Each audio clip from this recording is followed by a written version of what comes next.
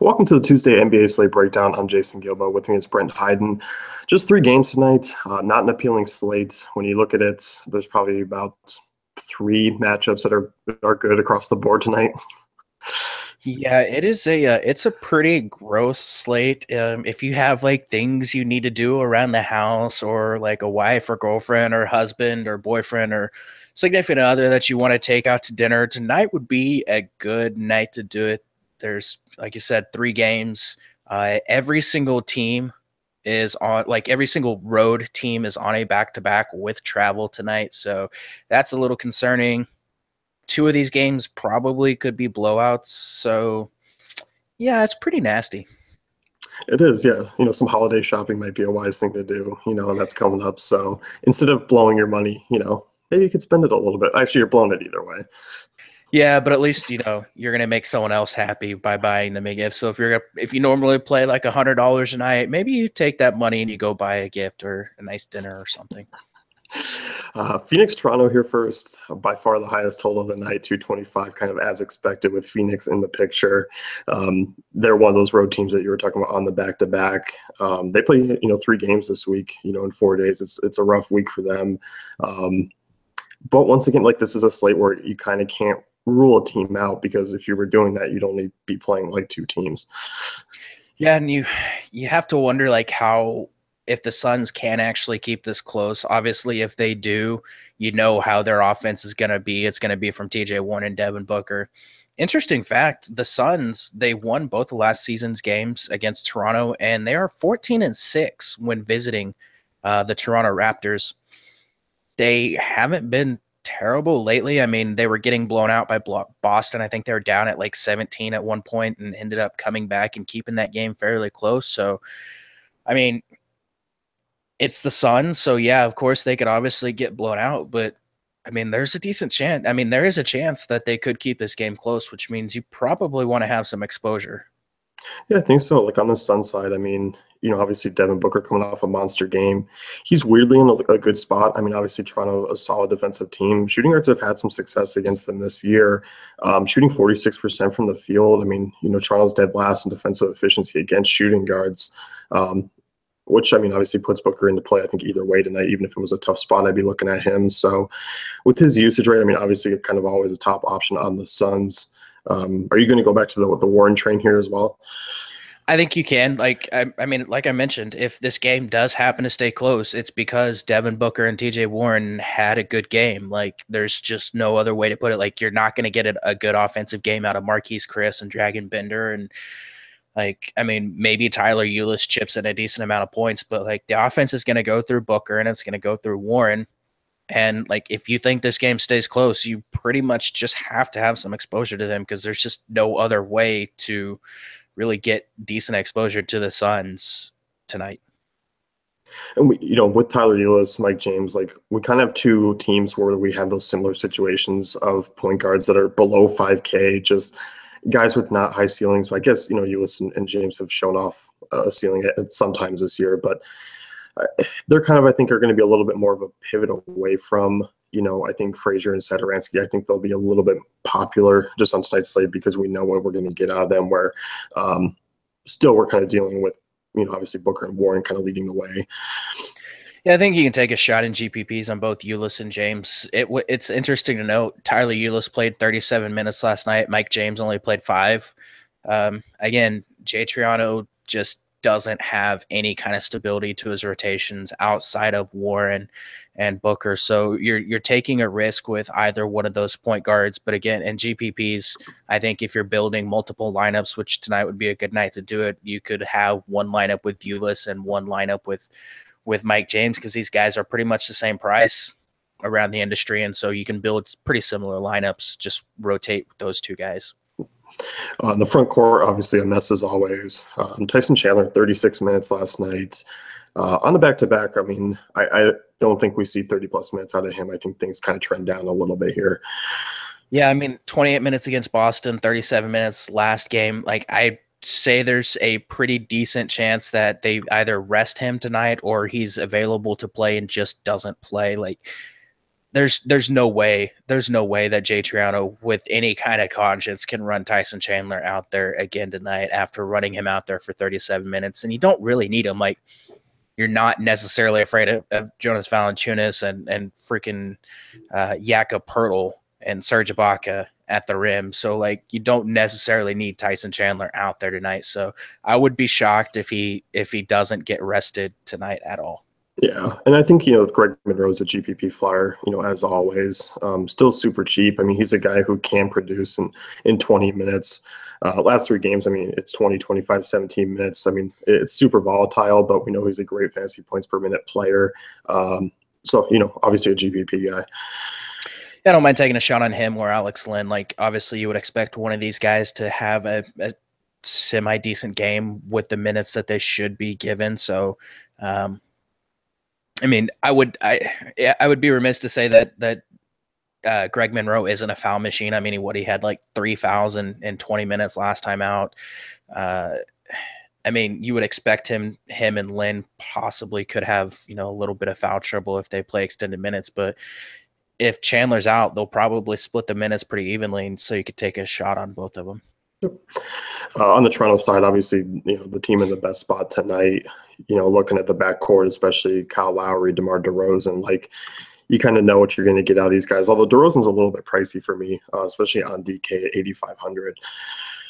Yeah, at that price, I just would rather take a shot on Booker. I mean, it's obviously a good spot for DeRozan. He's coming off a couple games where he's looked to bounce back. He's had over 20 field goal attempts in the last two, starting to play a little bit better. So I don't mind him, but I think I would rather take a shot on Devin Booker, kind of in that same price range. And Kyle Lowry, like, I know there's blowout risk here, but there's a significant chance that he's probably the highest scoring point guard on the slate. So it's probably going to be between him and Damian Lillard tonight as far as being the highest scoring point guards. It might be tough for him to pay off his salary at 8,700 on DraftKings, and what is he, 85 on FanDuel. But it's with the way this slate breaks down, like, there's a lot to be said for having the guy with the highest potential, like, could be the highest scoring player of the night. Like, I think you have to adjust how you look at value on slates like this. Yeah, it's weird because kind of after those two, things get a little bit different. I mean, we've seen Norman Powell, CJ Miles, OG Anunoby, like, these guys have kind of been all splitting minutes and that small forward role, or when they do go small, like, they're cheap. Like, I think you can take flyers on them on this slate, but like, it's not my favorite spot to visit, but it is also the value spot. Yeah, it's not really an area that I'm looking to go tonight. Like, I think maybe CJ Miles could be in play. I think he's questionable for this game, at least on DraftKings. It shows him as questionable.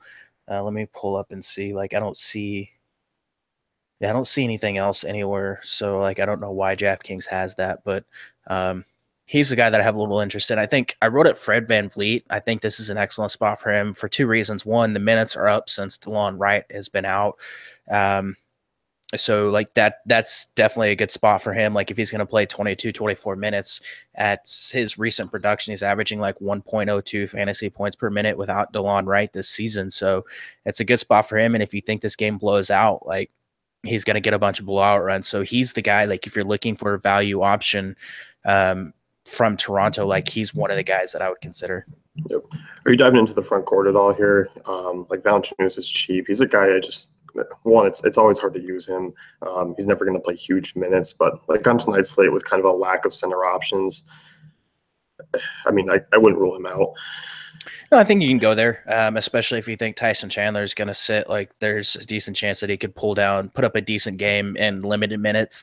Serge Ibaka is a guy that I have a little interest in. Obviously, the minutes not there really. I mean, he's like 25 to 30 over the last pretty much 10 games. And he doesn't have a ton of upside, but like, he's been consistent. He's down to 5K on DraftKings. He's still probably pretty cheap on FanDuel. So yeah, he's 5,200 on FanDuel. With this kind of matchup, like, you could realistically see him getting over 30 fantasy points in limited minutes here.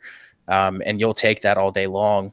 And then Siakam, obviously his minutes have been trending upwards recently, so you could definitely go there as well. Yeah, I don't mind him. I mean, averaging over 23 minutes over the last 4 or 5 games. He's a guy who's really cheap. I was interested in. kind of is a guy who really opens up the door for a lot of side because front court tonight is probably one of the weirdest spots because really, I mean, you look at kind of power forward, small forward, like it's Otto Porter is your most expensive guy outside of Paul George, unless you're over on DraftKings where you have some of the multi-eligibility going on. Yeah, it's really it's kind of a tough position. So like I don't mind punting with like a Siakam. I mean, even a Jakob Pertl who has suit up tonight. He wasn't on the injury report after being sent home yesterday with an illness. I don't mind going there either. So I think the Toronto like value guys, like as far as in the front court, Pertl, Siakam and Ibaka are great ways to go tonight. And then you can just kind of pay up at the guard positions. Yep. Utah OKC next year, 198 total, 7-point favorites there for the Thunder. A game that's expected to be close. Although I can kind of see them possibly blowing the Jazz out here too, even though I still think the other games are more blowout likely. Yeah, I don't know. Like the Jazz have just been really, really freaking good recently. Like we saw them just destroy the Wizards last night. I retweeted a tweet and I'm pulling it up right now because I've already pretty much forgot what it said. But um, over their current 6-game winning streak, the Jazz have an offensive efficiency of 123.4 points per 100 possessions. That's the best in the NBA, and that's the best by far. Cleveland was number 2 at 116.2. Like their offense has been humming. They've been shooting the ball really, really well. Like should be a pretty defensive heavy matchup, but like I don't know that this game blows out. Yeah, I mean they put up over 115 points in basically each of the last 3 games. I mean, they've also had a pretty easy run here. Like this is definitely going to be a test because OKC is such a good defensive team. But anyway, with that being said, I think obviously you can look on both sides of the ball here. Like Utah is still interesting to me. Donovan Mitchell is kind of the cheaper guy here. It's not a great spot for really anyone on the Jazz, in my opinion. Obviously a tough spot for Mitchell, but a guy, kind of if you expect this one to really do stay close, like Mitchell's a guy who's kind of like the others who I feel is going to lead the way. Yeah, I think there's a couple ways you can attack this game. Obviously, we have to wait and see if Rudy Gobert suits up. He played right around a little over 20 minutes last night, with this being a back-to-back on the road. I don't necessarily think he suits up tonight. Like I was shocked to even see him play last night. So we'll have to wait and see that news. We're also waiting on Rodney Hood news, which could change things a little bit. How Neto was available to play last night. Donovan Mitchell's fine. Like I think this is an excellent spot to kind of get some GPP exposure over like the popular Alec Burks. Like we know Alec Burks is going to be incredibly highly owned tonight, especially with it being a 3-game slate. And like Mitchell's a decent pivot. Like he's more expensive, obviously, but he's a decent pivot off of Alec Burks. And I mean, Burks, he's 27 points last night against the Wizards. He's averaging like 26.3 points over the past 3 games. He's shooting like 30 of 47. Like, I don't mind getting exposure to Alec Burks tonight either. Like, I think those are the 2 ways that you can go. Maybe Rubio in a GPP, but like his minutes just been really tough to trust his minutes recently. Yeah, it's hard. Obviously I think he hasn't played over 30 in a while. I mean, since, November 15th. I don't mind him in GPPs. I mean, he's shown a couple of decent 30-plus fantasy point game upsides, against the Clippers in Denver. Obviously played 26 minutes last night. Probably would have played a few more if that game was closer. So I don't mind Rubio. His prices, he's pretty cheap. As far as other guys, though, like Joe Ingles in a tough spot. His minutes have been, up, I guess, over the last few games. Front court, it's going to have a lot to do with Gobert, like you said. I do think kind of paying up at the front court is also a very contrarian way to go tonight because I do think that's where most of the value options to take chances are, even though we do have cheap guards on the slate too. So I think, if you want to look, I still think Favors is in play if Gobert sits. I have a tough time. Like it's going to be a terrible matchup for Favors if Gobert sits. Like he's going to have to battle Steven Adams down there in the paint, and like that's not a matchup that Derek Favors can win tonight. So I mean, I guess if you want to get some exposure in GPPs, go for it. But I mean, at 6,600 in a terrible matchup, like that's just a fade for me. Anyone else on the Jazz you're looking at? No, not really. OKC, kind of the usual suspects here. I mean, Westbrook, I think a lot of people are going to be trying to just basically kind of plug in Westbrook and build around because he's kind of that superstar on the slate. Obviously playing really well of late. Has that potential to obviously be the highest scoring guy on the slate. Like, I don't need to say anything about that. But I mean, as far as a balanced approach goes, like, I think you can still look at guys like Lillard and Lowry over Westbrook. Yeah, I mean, I think obviously if you're looking at cash games and on like 2 point guard sites, you're probably plugging in Westbrook and just kind of moving on because he does pretty much offer a pretty safe floor here. But like it is a tough matchup. It should be a slower paced game, you would think, even though like with Oklahoma City at home, maybe they can push the pace a little bit. But like 11K on DraftKings, I just don't really want to pay that price when I think there's guys that have like higher ceilings tonight. But I mean, it's Russ, so obviously he could just smash and put up, a massive triple double. But I just don't see it tonight. I think I'd rather attack with Paul George, who I wrote up in my GPP article. I think it's an excellent spot for him, and with Carmelo coming off of 2 games where he's shot the ball like 17 times over the last 2 games, like this could be a spot where we see OKC try to force him the ball. And if he's gonna get a matchup against like Jonas Jerebko or Thabo Sefolosha at the 4, like I think it's a decent spot where he could, succeed tonight. So I would probably get my exposure at those 2 ways, and I'm just not really high on Westbrook tonight.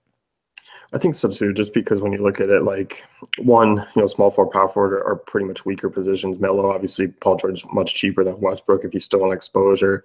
And this is a type of game where, maybe they go out and kind of top out, at 40-45 in terms of a fantasy point upside tonight. Like, maybe Melo a little bit exclusive, but if you get that, obviously you want some exposure to the Thunder. And, if you get those guys that are all kind of in that 40 to 50 fantasy point range, you'd gladly take the cheaper options in that.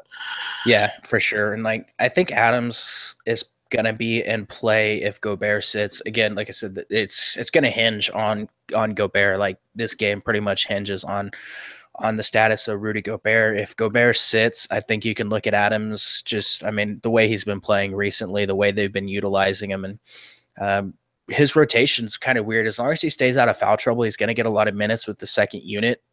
And he's been really good. And with that second unit, he's been shooting the ball extremely well recently. So I think he's a decent option at his price if Gobert sits out. Yeah, I definitely don't mind Adams. Anyone off the bench there for the Thunder? No, like I don't. There's just some of the cheaper options that are out there tonight are going to be better plays than the like Jeremy Grants that you're gonna maybe get, like people maybe try to get exposure to, but like I would just rather have Siakam and Pirtle and Fred VanVleet and some of the other cheaper options. What's funny is Grant's scored each last 4 games 9 points, exactly 9 points in each last 4 games. I kind of want to see that go to 5 tonight. That would be pretty awesome. Like he's actually it is 5 games. 1, 2, 3, 4. Oh no, it is 4. Like when I scrolled, it was weird. He almost had it. He was at 8. Yeah, so I don't know. That would be kind of funny. Like I like Jeremy Grant. It's fun watching him play. He's like a freaking ball hawk. Like if you just see him come out of freaking nowhere from like the top of the key and like block someone's shot from like the other side of the court, and you're like, where did he come from? So it's fun to watch him play, but like I don't think he's a good option tonight. Washington, Portland, this next game here. Obviously, Wizards coming off just a shellacking in Utah. Obviously without Wall here, like we can still look at Satoransky, Tim Frazier. Satoransky for me is obviously, didn't play well last night. No one really did, but he's been a guy who's kind of been in that 20 to 25 fantasy point range since Wall went down for the most part. Frazier's been pretty frustrating the roster. I mean, outside that Detroit game has been pretty much a dud. Yeah, I think I would prefer Satoransky here. Obviously, that's where the chalk is probably gonna lie. Like you would see like Satoransky and Alec Burks be the chalk plays, which is why I think I prefer Fred VanVleet over all 3. I think VanVleet just has higher upside, especially given the matchup and the spot. So I would probably prefer to go Fred VanVleet, but like Satoransky, like I said, it's going to be chalk, and he's a fine option. Yeah. We also look at Bradley Beal. I mean, he's been struggling. Some tough matchups. I mean, obviously played Utah, Detroit, Philly, Minnesota over his last 4 games. Came out and played really well against Portland, scored over 40 fantasy points. The price is coming down on him. Like he's only 7,600 on DK. over 7,600 on FanDuel as well. Like he's pretty cheap kind of in comparison to some of these other guys. Yeah, and like I mean, when we say he's been bad recently, like I think we're overlooking the fact that he only played 23 minutes in that Philly game. Like he was on his way to a good outing. I mean, he had 31 fantasy points in 23 minutes, and he got hit in the eye and missed a bunch of times. So like this is the type of matchup where you would expect him to be able to succeed. Like he played really well against Portland last time out, 35 minutes, 45 fantasy points. That was without John Wall. Like they just need him. Like he's gonna have to play decent minutes. He's gonna have to play really well if they want to keep this game close. Like after getting just destroyed by Utah, you would expect them to come out and be a little motivated. So if you think this game stays close again, like it is with Phoenix, like you can kind of predict where the offense is going to come from, and Bradley Beal is kind of the catalyst for that. Yeah, I mean, obviously, I think him and Porter and Kelly Oubre are kind of the guys that I'll be looking at from this Washington side. I don't really have a ton of interest in this front court. I'd rather take shots with the Toronto and obviously the OKC front court, just because Portland's just been really good. They're a really good rebounding team, and they don't allow a ton of fancy production to power forwards and centers. So, like for me, Markieff Morris, I guess you can take a shot in GPPs because he is cheap, but like Gortat, I'm just not really on here. Yeah, I don't want anything to do with Gortat. Like I don't even want to touch Markieff Morris. Like with Aminu back and his minutes being over, or like he's gonna be playing around 30 minutes. Like Aminu's an excellent defender. Like I just don't want anything to do with Markieff Morris or Gortat. Like that does scare me a little bit with Kelly Oubre. If he's gonna be matched up with Aminu, that does concern me a little bit. But like, I mean, if you think this game stays close, again, you kind of have to imagine getting some exposure to someone from the Wizards, and it's going to be Beal for the most part, and Porter and Oubre. Like there just really isn't anywhere else to go. It's funny because it's a 3-game slate, obviously. So like if this was an 8-9 game slate, like we'd be kind of glossing over these guys fairly quickly. Yeah, and like I think it should be pointed out, like everybody else that's playing tonight has the same decisions to make. So like this is probably going to be a fairly low scoring night. Everybody's going to be deciding between these 3 guys. So like you don't necessarily have to feel bad that you're picking between, Porter and Oubre and Beal here. Yeah, and I just think I lean a little bit more towards Oubre just because he is the cheaper option. He's been playing about 27 minutes or last 5 games, right around fantasy point per minute in that span. So like, tough matchup across the board really here for Washington. So like they're all kind of in the same boat, like you said.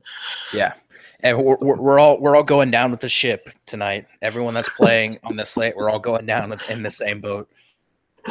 On the Portland side things, obviously I think we got to look at the backcourt here. Lillard's been back up and running. He's been kind of a streaky guy this year.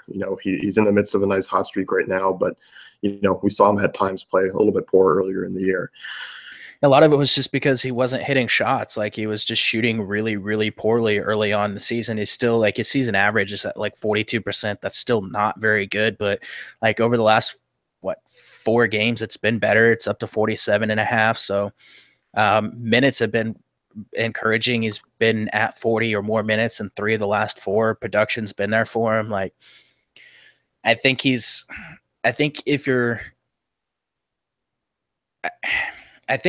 for the most part, like ownership's going to flock towards Westbrook and it's going to flock towards Kyle Lowry because of the matchup.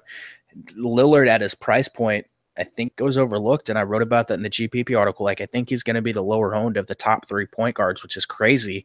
He probably shouldn't. Like the Washington's defenders are not very good. I think he has a chance to come close to matching Kyle Lowry in raw points today.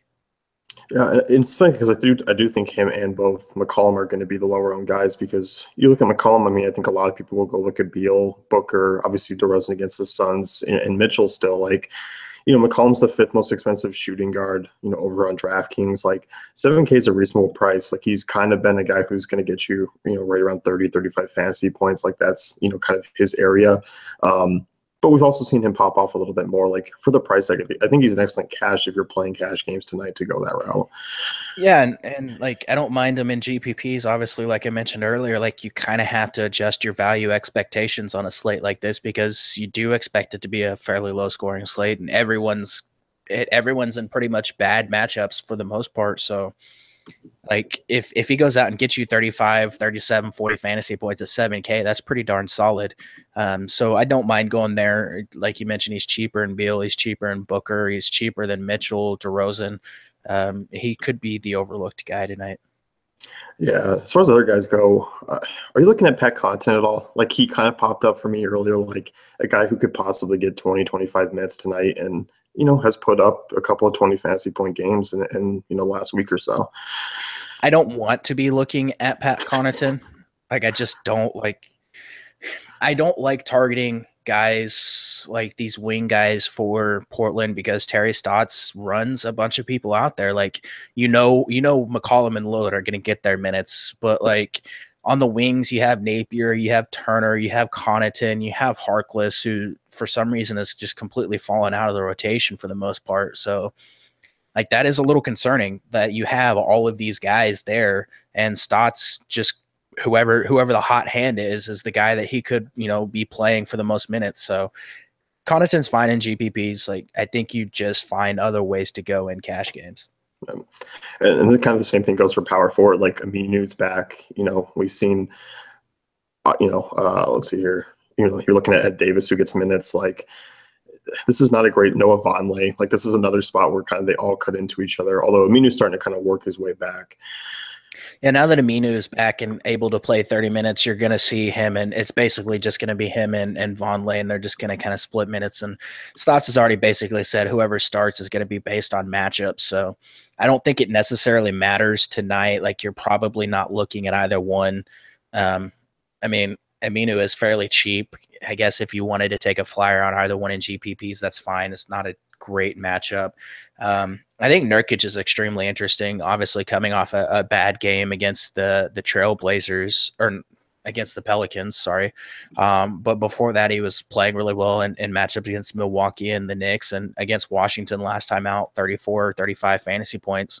I'll take that at 7,200. It's a decent spot for him tonight, so I don't mind going that route. No, I don't either. He just needs to pretend it's a day game and no one can play him. There you go.